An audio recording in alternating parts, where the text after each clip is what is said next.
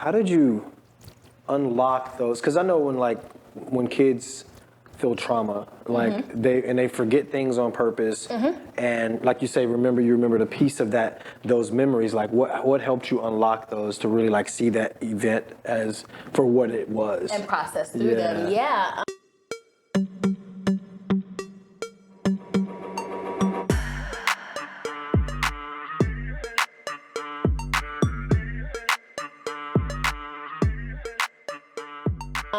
Well, something that started happening was I was seeing things that happened in my family repeat in the lives of the people that I loved. So I'm one of 9 kids. I have like 15 nieces and nephews. Holy crap. Yeah, man. I even have a great nephew now. And I'm wow. I'm a young tenderoni. I don't know what happened. But yeah, I would see, because what we have to keep in mind is, yes, I was raised in this and I was traumatized by this. So imagine the young men in my family. They struggle. Right. And the things that I see my nieces and nephews sometimes endure, I'm like, okay, well, you have to tap into it to be able to relate to it, right? There's this ideology going around like the internet, and it's real big right now, where like you're not supposed to be overly relatable. So if people are telling you things, you just need to let them unpack. And while I think that that's true, and we don't want to get too focused on making things all about us, at the same time, people need to receive permission to be vulnerable. And so my nieces and nephews and the people that I love in general, but specifically my nieces and nephews, feel comfortable telling me things and talking to me about the way that the things that their parents do how that makes them feel, because I'm able to tap into that and say, I went through that too. Wow. So it was like, you can't, because also it warps your reality. Because then as I was like growing and getting into relationships and friendships, it was like, oh, this is the first time this is happening to me. When in reality, it's not. This has been happening. You've been struggling to tell people no for the longest. And this is the categorical proof of that happening and, manifesting itself. So it was like, I had to tap into that. And like, it was lots of therapy. It was a lot of having very crucial conversations with myself, even just journaling, like when things would come back and pulse checking, right? Because like now I said, me and my mom have a great relationship. So sometimes I'll just ask her, like, did this actually happen? And it's always the reaction of like, I can't believe you remember that. You remember that? You remember that? I was having a conversation with Mariah on the way here. Wait, was it today or yesterday when you were like telling me a very vivid memory? Oh, it was yesterday. I was like, how did you even remember that, kid? Like, I just remember we were there, but you remember like the details of when we were there. And I like that the concept that you mentioned about one pulse checking to like trying to unpack that, going to therapy and when you're recognizing it in other family or other family members, it kind of helps you kind of relate back to relate back to that time and really try to unpack it yourself. And I've talked about this on a couple episodes with Mariah when I'm like teaching her lessons, and she come to me with a situation, and I start giving her advice on the situation, and then the situation gets very dark. Right. And I was like, hold up, wait, I can't even tell you nothing about that. Let me go and figure it out first, and then we gonna come back. Let me do some unpacking. Right. Yeah. I was like, because I'll get like, oh yeah, when I was a kid, I was like, oh yeah, when I was a kid, we used to do this thing, and then it would go like this, and then people just started doing this, and then, oh my God, that was not right. She starts comforting me like, it's okay, Dad. It's literally, because I experience that often, where it's like, oh my goodness, what? Because it's like, I tell people, like, especially living with like trauma and anxiety and just mental health issues in general, it sometimes feel like you're walking through a field of landmines. Like anything could set it off, right?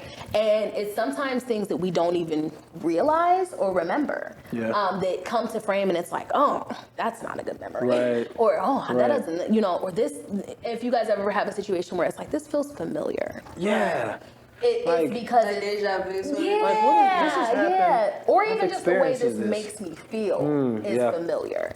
And I think that can be difficult to process in real time. For sure. I understand that completely. When you're reacting and trying to figure out what's wrong, and it's like, wait, I don't understand what's going on, but I know I'm feeling something that's supposed to be there. That's interesting. And so like as we go deeper into like the role of your father. And again, if at any moment you feel triggered or feel like something's too much to talk about, absolutely, we can pull back because we can talk about just about anything. We talk. So,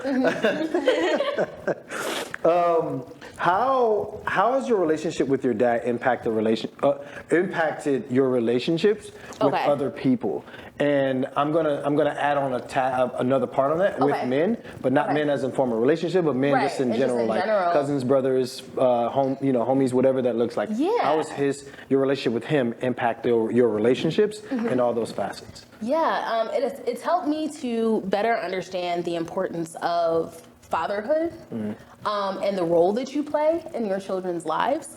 I think that on one hand, like with my brothers and my cousins and even like my uncles, it's made me kind of, in a way, a little judgmental.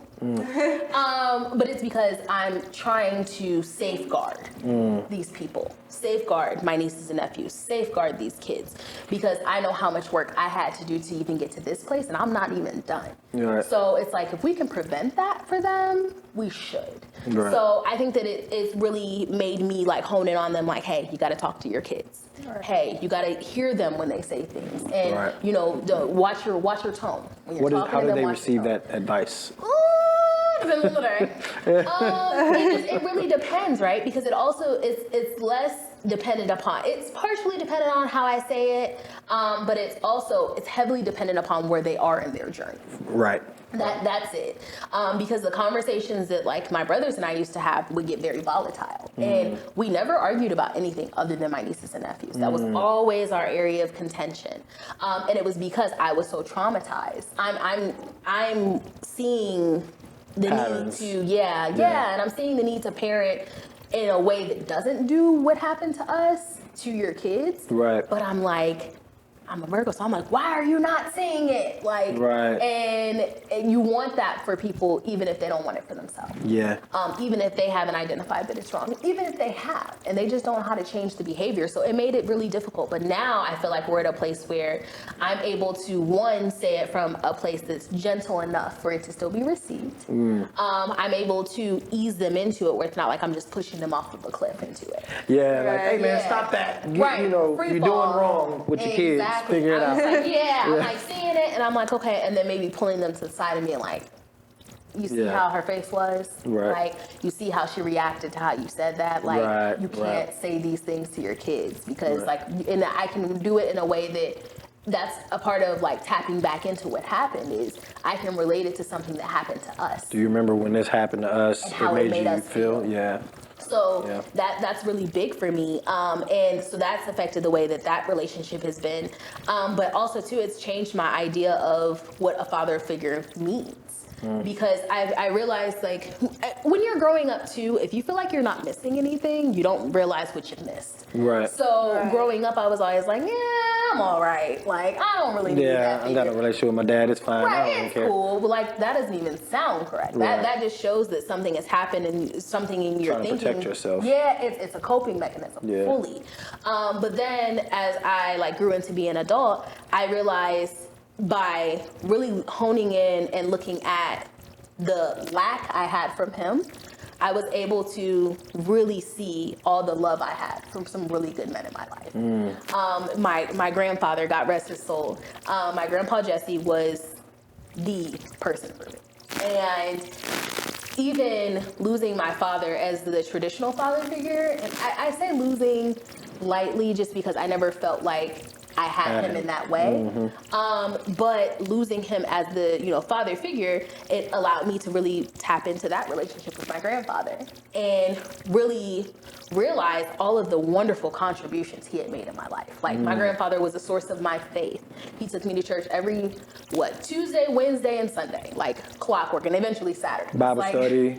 Wednesday Bible study, Tuesday, choir practice, Sunday school, service, 8 a.m. service, and 30 a.m. service. Oh my God. And it was 3 p.m. service and a 6 p.m. Yeah, and a 6 p.m. and a Saturday service in Columbus, Ohio. So it was a lot. But also too, I realized what he was trying to do. He was like, you know, if I don't leave you with anything else, I'm gonna leave you with some faith, and that's important for you. And he helped me to understand the importance of, like, you know, whatever you're gonna believe in, you gotta believe in something, girl. You gotta be anchored. You gotta be tied. And he just showed me an abundance of love. Like, people don't realize that's kind of where it's not where my name came from, but it's where my name stayed from. Because he would call, even have these voicemails of him where he's like, hey, babe. And he was from the South. And that's how they would say, like, my love. And so as I started to think about it, I'm like, I want to be connected with him in that way. And I really want to be able to say that it came from a beautiful place. And so it allowed me not having a relationship with him and not even focusing on the lack of relationship with him, allowed me to tap into this and say, hey, I have him. I have wonderful great uncles on my mom's side that really, like, are even stewards in my life right now. I just talked to one a day ago, and he was talking about how he can invest in my business, and he was just so proud of me. Wow. So awesome. Yeah, and like he ended up, because he's not on social media, he's an older guy, but he is sent all of my clips. So anytime I'm on something like, hey, Uncle Vet, you're gonna see this. He always gets my clips from someone. Right. So someone always sends them to him, and he'll be like, I just can't believe how amazing. And then he's always like, I believe it. I knew it was gonna happen. So it's like, it's allowed me to really just focus on that. And that's like when I have a really hard time when people say, like, I don't have anybody, because that discredits the people in your life that you do have. Even if you don't have that one person, yes, it's not great, we understand, but you also have really empowering and impactful people in your life somewhere, and you got to give them some credit too. So what about your relationships, like, with partners? Like, how has that been impacted by you? So that was Code rough. word is pineapple. Okay. No, we're good. But I will say that was rough. Just because I had only ever seen very limited amounts of love. And I had an idea of what relationships were supposed to be. And that there were certain things that you accept in relationships, and you eat it, and if it's not great, then cool, but you'll the next course will be better. So just hang tight. And so even just going into adulthood, like I told you guys, like I was always so focused on, like, the infidelity aspect. So when I was in relationships, I was always just like, okay, well, they just need to not cheat on me.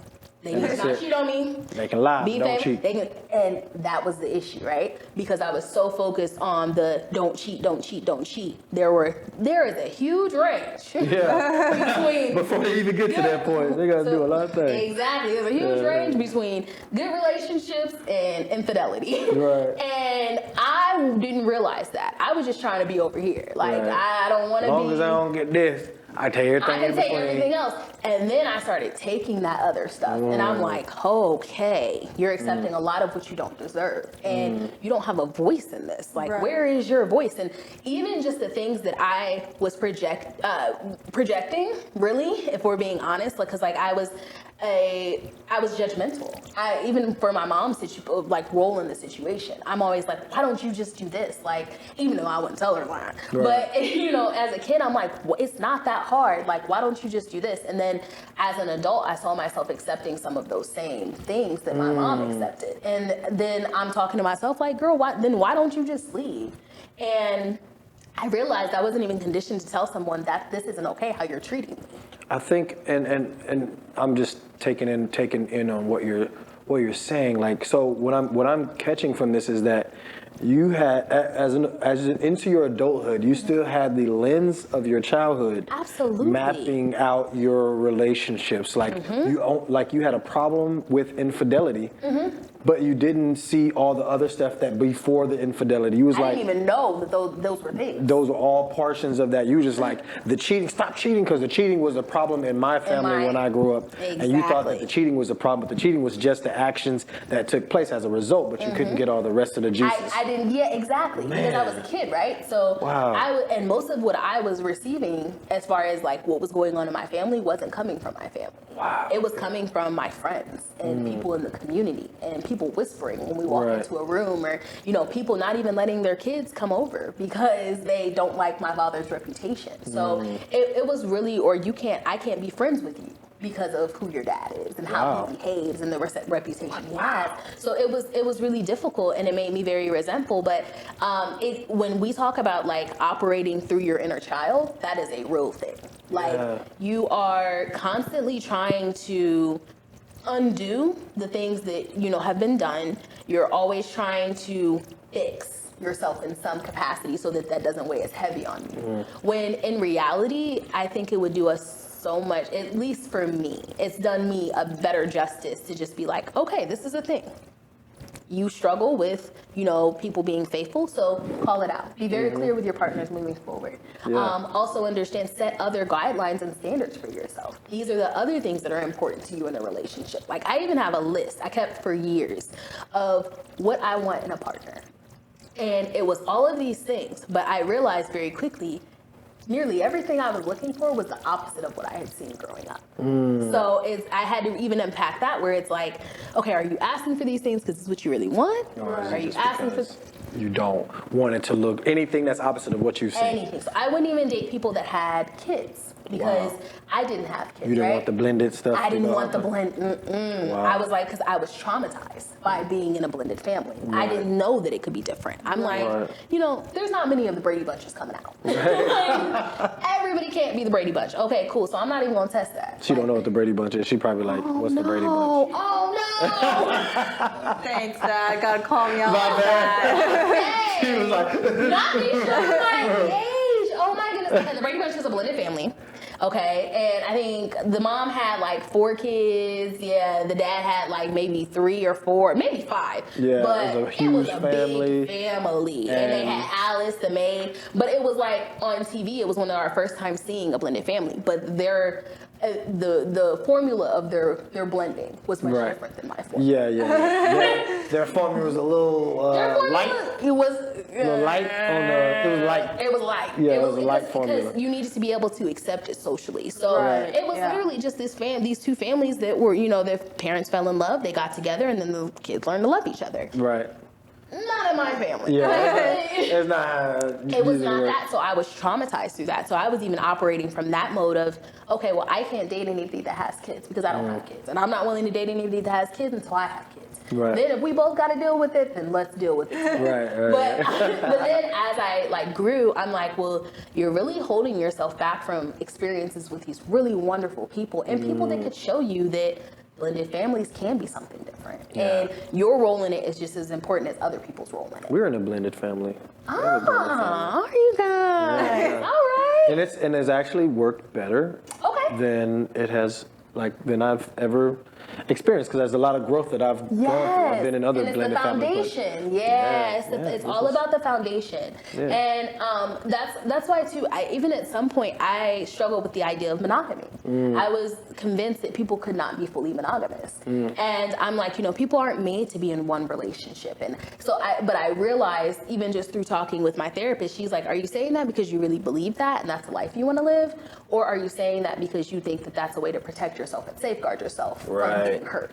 Right. And instead of putting your eggs in one basket. and put them in a bunch of baskets. Put them all in the field. Why we don't even need baskets. Right, we don't need baskets, just throw them in there. And that's kind of how it was. And the eggs broke. Okay. Yes, and I struggle to even just get close with people. Yeah. Because it's like, but what are we really doing here? Right. Because you're not going to be faithful. And I had never had an issue with being faithful. So I knew that was possible, but I had also only seen women be faithful. So I'm like, that's not strange. Right. But then, I realized, okay, first of all, infidelity is not directly registered to one, gender. Right. Women can cheat too. But also too, on the same token, it's like, okay, but that can't be the only focus. That can't be the primary focus. Right. When it comes to the complexities of feelings and emotions and relationships, the ups and downs, there's all this middle ground that happens, but a lot of gray area. Are you about to cheat? Is everything you about to cheat? Is that no, I just left the stove on. I'm not gonna cheat. The crazy part is I ended up getting cheated on. Oh, wow. Got cheated on and didn't even know it. So wow. you've been looking for all You of a the professional. signs. I'm a professional hunter of cheaters. And poof, got completely, but it was a learning experience for me because I'm like, you were so focused on this. That's what ended up happening anyway. But then also too, it happened, but look at how you were able to handle it. You just removed yourself. Right. Just because somebody else didn't do that doesn't mean you can't do that. Right. And just because, and I give this credit to my mom all the time. I'm like, I removed myself from situations where infidelity was involved, and I didn't have kids. Right. So if I could, and I remember how difficult it was. So if I would have had kids, 5 kids, right. I don't know. How do you really, you don't even really see your life Exactly. outside of that relationship at that point. You're just like, well, I've dealt with it this long. We have kids, financially. That financial part is a whole What am I going to do? Like, yeah, like we look at women oftentimes like, okay, well, why don't you just leave? Right. That is so stuff. layered, and it has so many different pieces to it. Like we can't just, you can't pass that type of judgment. And he's like, oh, he apologized. He said he won't do it again, but whatever he did will come back in a different light. In a different way. It's the same thing. Yeah. Absolutely. Man, and it's very difficult to be able to free yourself from that situation. That's what I learned from it. So I've learned even now, like when I see people in these situations or I hear people, I try to be as open as I can as the reasons that they are still in the situation. And helping them, trying to help them where they are, not where I want them to be. Right. Like that does nothing. That's how I started thinking about the relationship with my mom. I'm like, she's not the person you want her to be. She's her own person. She's a human. So you need to meet her where she is. Yeah. And through me going to therapy and me coming back with tools and saying, hey, Mom, I heard this today. And it's kind of reminding me of you. So like maybe if we start to like chip away at these little things, then maybe you can get away from it. Right. And just being more gentle, because like that judgmental mindset and coming in with the rah, you know, it makes people turn their ears off and turn the defense on. Right. So they're like, I got to shield up for a conversation with you. And I didn't want to be that for my family. So yeah, but I would say that that's what my relationship with him taught me as far as like men, is that like, you know, one, they're not all the bad guy. Right. Like, women lie, men lie. You know, everybody, the Lil Wayne song? literally, like it's the person. It's not necessarily the gender. It's the person. Like it's the person, and it's the things that they're going through. And like even with the situation I mentioned, where like I was in a situation where there was infidelity. Like looking back on it, this person was troubled. They were going through a lot at the moment, and there was no way that they could have balanced me and my emotions and my feelings and balanced their own wants and needs. Right. They weren't even at that point. So does it make it right? Absolutely not. I'm not excusing it. But at the same time, I'm trying to have a better understanding of it so that I'm not just casting stones. Yeah. You got something, love? You getting some gems? You getting some gems over there? Yeah, I'm taking notes on what to look for. Yeah. Yeah. Listen to your daddy. That's what she said. She said listen to your daddy. Yeah, I heard that in there somewhere. Oh my God. All right, what you got over there? In what ways has your dad shaped your views and beliefs about the world and how you live your life? Yeah, something that I think I have really learned from him is, how can I put this? I feel like I've learned that you can help people and that's okay. I feel like he was the opposite. Like growing up, I remember us having conversations and him being like, you're no Dr. Phil. Like he would hear me on the phone with my friends, and I would be like giving them advice, and like talking to them about what was going on. And I remember him pulling me aside the one day when he said it, and he's like, "You're no Dr. Phil. Like you're not gonna fix these people. Like you can't help them. You need to worry about helping yourself." And so I was never familiar. But I didn't say it with that tone.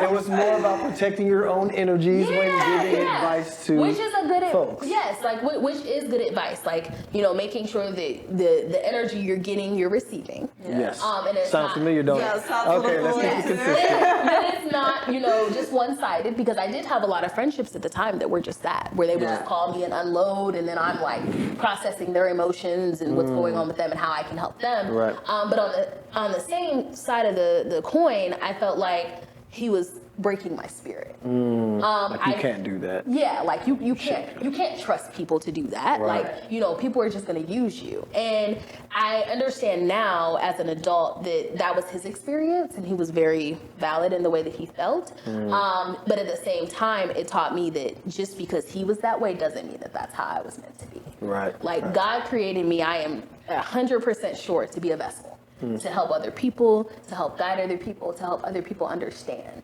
And you don't do that by keeping all of those gifts to yourself.